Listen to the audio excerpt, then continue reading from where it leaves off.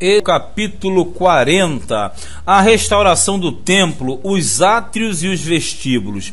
O capítulo 40, na verdade, dá início à última parte do livro, e você vai acompanhar. A partir do 40 até o 48, fala de um templo misterioso, um templo que, na verdade, é um templo fora dos padrões do templo de Salomão e até mesmo do templo de Zorobabel, que foi construído após o retorno do cativeiro. Então, logo de cara, nós devemos ressaltar o sentido de que esse templo aqui que nós estamos vendo aqui, nessa narrativa, e vai dar origem a uma sequência de capítulos muito interessantes, eles vão abordar diretamente o milênio, porque as dimensões desse templo nunca foram vistas em Israel, nem no tempo de Salomão, nem a posteriori. A grande verdade é o seguinte: quando nós começarmos a ler, você vai verificar uma série de medidas que é muito semelhante às medidas do tabernáculo, que eram extremamente complexas lá atrás, e depois também as medidas do templo de Salomão, que também eram complexas. Só que, na verdade, aqui as dimensões são muito maiores, o que dá a entender que se trata de um templo que nunca foi construído e ainda será construído. Mas à medida que nós formos lendo, eu vou esclarecendo mais aspectos. No ano 25º do nosso cativeiro, no princípio do ano, no 10º dia do mês 14 anos depois que a cidade foi ferida, naquele mesmo dia, veio sobre mim a mão do Senhor e me levou para lá. Veja bem, quando fala que tinha 14 anos passados que a cidade foi ferida, isso quer dizer, ferida, Jerusalém já tinha sido destruída pelo Nabucodonosor. Então, na verdade, está falando de um tempo mais à frente, que justamente foi o período onde você tinha uma terra totalmente devastada, e a situação lá era totalmente crítica. Quem estava no cativeiro não tinha essa noção. Você dá mais ou menos em torno de 572, 70, por aí. Aí diz assim, em visões de Deus me levou à terra de Israel e me pôs sobre um monte muito alto, e havia sobre ele como edifício de cidade para a banda do sul. E havendo-me levado ali, eis que um homem cuja aparência era como a aparência de cobre, tendo um cordel de linho na mão e uma cana de medir, estava em pé na porta. Veja bem, a visão que ele tem nos leva muito, mas muito mesmo, ao Apocalipse de João, principalmente lá nos capítulos 21 e 22, que tratam justamente da Nova Jerusalém, aquela questão toda. E aqui aparece um anjo, veja que esse anjo está vestido, ele tem um cordel, quer dizer, uma linha, e tem uma cana. A cana é uma fita métrica, é uma vara de medir. E disse-me o homem: filho do homem, vê com os teus olhos e ouve com os teus ouvidos, e põe no teu coração tudo quanto eu te fizer ver. Porque para te mostrar, foste tu aqui trazido. Anuncia, pois, à casa de Israel tudo quanto tu vires. E havia um muro fora da casa, em redor, e na mão do homem uma cana de medir, de 6 côvados, de 1 côvado e 4 dedos cada. Isso aqui, na verdade, seria com acréscimo de 1 palmo em cada côvado. É mais ou menos o que ele quer dizer aqui, quando ele fala 6 côvados de 1 côvado, de 4 dedos de cada um, quer dizer, mas seria mais ou menos o acréscimo de 1 palmo em cada côvado assinalado. E ele mediu a largura do edifício, uma cana, e a altura, uma cana. Então veio a porta que olhava para o caminho do oriente, quer dizer, para o sol, e subiu pelos seus degraus. Mediu o umbral da porta, uma cana de largo, e o outro umbral, uma cana de largo. E cada câmara tinha uma cana de comprido e uma cana de largo. E entre as câmaras havia 5 côvados, e o umbral da porta ao pé do vestíbulo da porta tinha uma cana por dentro. Sempre fala uma cana, uma medida por dentro. Olha só que aqui cita no versículo 6 degraus, o que dá a entender que esse edifício ele está um pouco acima do nível normal, o que seria mais ou menos um altar natural. E nós temos essa visão do templo antes, né? E agora esse templo aqui, na verdade, é um templo depois, que tem várias conotações que eu vou falar mais à frente. Várias conotações, várias simbologias em cima desse templo que foi construído aqui. Aí diz assim no versículo de número 7: também mediu o vestíbulo por dentro e por fora, uma cana e tal, e mediu o outro alpendre da porta, que tinha 8 côvados, e os seus pilares 2 côvados, e o vestíbulo da porta por dentro. Quando fala vestíbulo, é vestiário. E as câmaras da porta para o lado do oriente eram 3 deste lado e 3 do outro, uma mesma medida das 3. Também os pilares deste lado e do outro tinham a mesma medida. Mediu mais a largura da entrada da porta, que era de 10 côvados, e o comprimento da porta 13 côvados. E o espaço em frente das câmaras era de 1 côvado, e de 1 côvado o espaço da outra banda. E cada câmara tinha 6 côvados de um lado e 6 côvados do outro. Então, mediu a porta desde o telhado de uma câmara até o telhado da outra, 25 côvados de largo, porta contra porta. Também fez pilares de 60 côvados. Lembrando que eu estou esquecendo aqui, sempre o côvado, para você saber o equivalente em metros, divida pela metade. E o átrio até o pilar em roda da porta, 15. E desde a dianteira da porta da entrada até a dianteira do vestíbulo da porta interior havia 50 côvados. Fez também nas câmaras janelas de fechar e nos seus pilares, dentro da porta ao redor, da mesma sorte nos vestíbulos. E as janelas estavam à roda pela parte de dentro, e nos pilares havia palmeiras. Palmeiras, o desenho das palmeiras. E ele me levou ao átrio exterior, e eis que havia nele câmaras de um solhado que estava feito no átrio em redor. 30 câmaras havia naquele solhado, e o solhado da banda das portas era a par do comprimento das portas. O solhado estava mais baixo. Solhado quer dizer o pavimento. E mediu a largura da distância do átrio interior, por fora, 100 côvados, da banda do oriente e do norte. E quanto à porta que olhava para o caminho do norte, no átrio exterior, e nele mediu o seu comprimento e a sua largura. E as suas câmaras, 3 da banda e 3 da outra. E os seus pilares e os seus vestíbulos eram da medida do primeiro vestíbulo. De 50 côvados era o seu comprimento e a sua largura de 25 côvados. Você verifica que a leitura é extremamente complicada, assim como foi do tabernáculo e assim como foi do templo de Salomão. Eu vou te falar por quê. Porque, na verdade, o tabernáculo foi o início da lei, o início da aliança. O templo de Salomão estava no meio. E se você olhar bem, o templo de Salomão atendeu mais as necessidades de Judá do que propriamente de Israel. E esse templo aqui, na verdade, você vê que ele tem dimensões ainda maiores. E ele vai atender um espaço que é no milênio. Esse templo aqui é o chamado Templo Milenial. Esse templo será estabelecido no milênio. E ele já atende uma terceira exigência, como eu falei. O tabernáculo atendia todo Israel. O templo era para Israel, mas na verdade atendia Judá. E este aqui, por ser maior, atende a englobação de todos eles, que na verdade é o templo do milênio. Versículo 24. Então ele me levou o caminho do sul, e eis que havia ali uma porta que olhava para o caminho do sul, e mediu os seus pilares e os seus vestíbulos conforme estas medidas. E havia também janelas em redor dos seus vestíbulos, como as outras janelas, 50 côvados o comprimento e a largura, 25 côvados. E de 7 degraus eram as suas subidas. Olha o 7. 7, você sabe que é o número de Deus. 7 é o número da perfeição. E quando você fala de degrau, o degrau sobe. Dá a entender que vai chegar a uma plenitude. E 7, se você vai caminhando, 1, 2, 3, 4, 5, 6, 7, chegou cara a cara com Deus. Seria mais ou menos isso.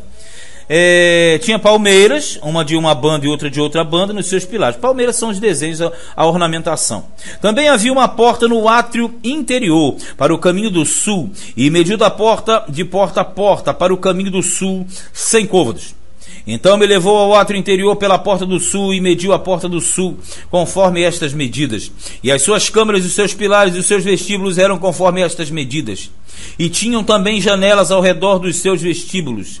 O comprimento era de 50 côvados e a sua largura de 25 côvados. E havia vestíbulos em redor. O comprimento era de 25 côvados e a largura de 50 côvados. Você verifica a complexidade dessas marcações. E vão se complicando mais e mais à medida que nós vamos avançando. 31. E os seus vestíbulos estavam na direção do átrio exterior, e havia palmeiras nos seus pilares, e de 8 degraus eram as suas subidas.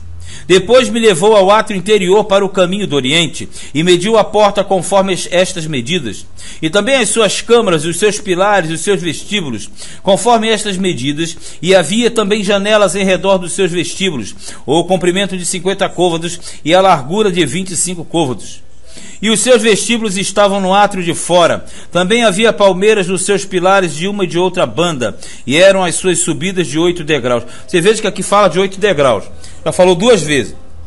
E o 8 é o número universal, é o número do mundo, porque ele começa com 7, uma vez que ele já avança para 8. E no milênio, nós teremos uma busca, ou seja, um acesso a Deus no sentido universal. Então, 8, por ser um número universal, um número que envolve todo o globo, todo o planeta, na verdade dá a entender que aqui será um local de adoração de todos os povos. 35.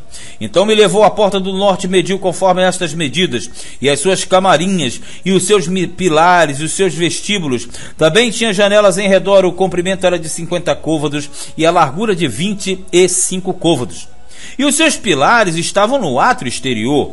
Também havia palmeiras nos seus pilares de uma e de outra banda, e eram as suas subidas de 8 degraus. De novo, fala o 8, fala dos pilares. E para você que não entende ou não sabe ainda, pilar significa fundamento. E aqui fala que desse lado os pilares são os fundamentos no átrio exterior. Aí você tem que atentar, por quê? No templo da forma antiga, o átrio exterior era a única parte onde podia ser pisado, porque os outros acessos eram restritos aos sacerdotes. Então, quando fala de pilares, que são fundamentos, fala de átrio exterior, que é um lugar de acesso livre para o normal. E ainda diz que sobe por 8 degraus. O que você entende? Que o fundamento no milênio, que trabalha em cima de pilares fundamentados em Cristo Jesus, que aí na verdade abrange todo o sistema mundial. 38. E a sua câmara e a sua entrada estavam junto aos pilares dos vestíbulos onde lavaram o holocausto. E no vestíbulo da porta havia 2 mesas de uma banda e 2 mesas da outra, para nelas se degolar o holocausto e o sacrifício pelo pecado e pela culpa. Também da banda de fora da subida, para a entrada da porta do norte, havia 2 mesas, e da outra banda que estava no vestíbulo da porta havia 2 mesas. 4 mesas de uma e 4 mesas da outra banda, aos lados da porta, 8 mesas sobre quais se imolavam. Veja que aqui tem algo muito interessante. Mesas, sacrifícios, holocaustos. Aí você fala, mas não é milênio? O Senhor Jesus já não está na terra? Sim, mas temos que entender que esse texto ele foi escrito para os judeus. Então, automaticamente, o judeu ele teria que ter uma visão de restabelecimento do sistema ritualista e sacrificial. Então, na verdade, se fazia, se fez e se faz necessário que a Escritura venha nos moldes da antiga aliança, porque na verdade eles tinham que entender no sentido de que haveria uma expiação. Só que nós entendemos que essa expiação já foi realizada por Cristo Jesus, e na verdade não haverá mais essas mesas para cortar a carne, porque na verdade no milênio Cristo já cumpriu todo o sistema. Ele virá à terra para restabelecer aquilo que na verdade já foi cumprido. Então a grande dúvida que você pode ter é na verdade respondida através disso. Isso aqui é uma leitura para o judeu, que também, diga-se de passagem, entendia que este templo era o templo de Zorobabel, que viria a ser construído na frente, caso que nós olhamos e sabemos que não é. 41. 4 mesas de uma e 4 mesas da outra banda, e os lados da porta 8 mesas sobre as quais imolavam. 42. E as 4 mesas para o holocausto eram de pedras lavradas, quer dizer, pedra trabalhada. O comprimento era de 1 côvado. Quando fala de 1 côvado, é aquela questão, sempre dividindo, né?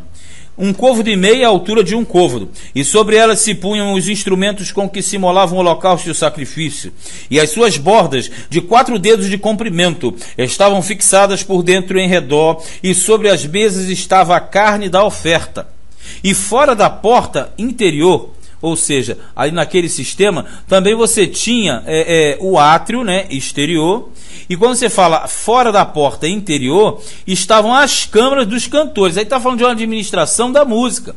A administração essa que foi introduzida por Davi, que estava na banda da porta do norte, olhava para o caminho do sul, Uma estava à banda da porta do oriente, qual olhava para o caminho do norte. E ele me disse: esta câmara que olha para o caminho do sul é para os sacerdotes que têm a guarda do templo. Veja, está falando do sistema sacerdotal, ó. Mas a câmara que olha para o caminho do norte é para os sacerdotes que têm a guarda do altar. Estes são os filhos de Zadok, que se chegam ao Senhor dentre os filhos de Levi para o servir. Vejamos, aqui é algo de muito importante. Zadok, ele foi justamente o substituto da casa de Eli. O último da casa de Eli foi Abiatar. E Abiatar, durante o reinado de Salomão, ele foi tirado e Zadok foi introduzido. Detalhe, Zadok, já no reinado de Davi, ocupava um cargo muito importante. Porque Zadok era a casa fiel, semelhante à casa fiel de Davi. Aí o que nós temos aqui? Quando Abiatar saiu fora e Zadok entrou no lugar, ele entrou no reinado de Salomão. E Salomão era uma prefiguração do milênio, no sentido de todo resplendor, toda a glória, junto com o reinado de Davi. Isso aí nós sabemos. Então aqui, quando você fala de Zadok, não seria propriamente que o sacerdote estará sacrificando, mas Zadok sim aqui aparece como símbolo de fidelidade a Deus, assim como Davi apareceu lá no capítulo 37 também, ó, que se chegam ao Senhor para servir dos filhos de Levi, ó.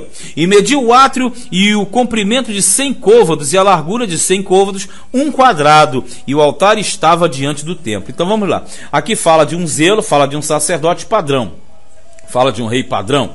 Então, na verdade, ambos simbolizam uma plenitude, porque se Zadok era um sacerdote que agradava a Deus, é sinal de que Jesus agradou a Deus. Se Davi agradava a Deus, Jesus agradou a Deus. Então, na verdade, o grande Zadok que aparece aqui, embora o personagem possa estar presente, mas o grande detentor de todo o domínio é justamente o Senhor Jesus, ó. Aí ele fala assim no 47: e mediu o átrio, o comprimento de 100 côvados e a largura de 100 côvados, um quadrado, e o altar estava diante do templo. Então me levou ao vestíbulo do templo e mediu cada pilar do vestíbulo, 5 côvados de uma banda e 5 côvados da outra, e a largura da porta 3 côvados de uma banda e 3 côvados da outra. Vejamos aqui, o livro de Ezequiel lá no início, você lembra? Começa falando de templo, começa falando de glória de Deus, e aqui vai terminar falando de templo e falando de glória de Deus também. Isso aqui que é o mais interessante. Aí ele fala: o comprimento do vestíbulo era de 20 côvados e a largura de 11 côvados, e era por degraus que se subia, e havia colunas junto aos pilares, uma de uma banda e outra de outra banda. Então todo um sistema, toda uma ornamentação, todo um aparato. E isto tudo você tem como sendo um cumprimento que dar-se-á no milênio. Agora nós devemos avaliar o sentido de que, olha só, esse templo aqui, ele tem várias aplicações. Qual é a primeira delas? Ao longo da história, a aplicação desse templo era a vinda do próprio Senhor Jesus, que através do seu corpo, quer dizer, o seu templo, o seu tabernáculo, fez de nós também templos, tabernáculos ambulantes. Esse é o primeiro plano. O segundo plano diz respeito, ou melhor, esse é o segundo. O primeiro plano seria para os judeus, que era o templo construído após o retorno do cativeiro por Zorobabel, perdão. Esse foi o primeiro. O segundo, aí sim, Jesus Cristo. O terceiro, aí vamos lá, é o templo milenial, que vai acontecer quando Cristo voltar para reinar na terra, ok?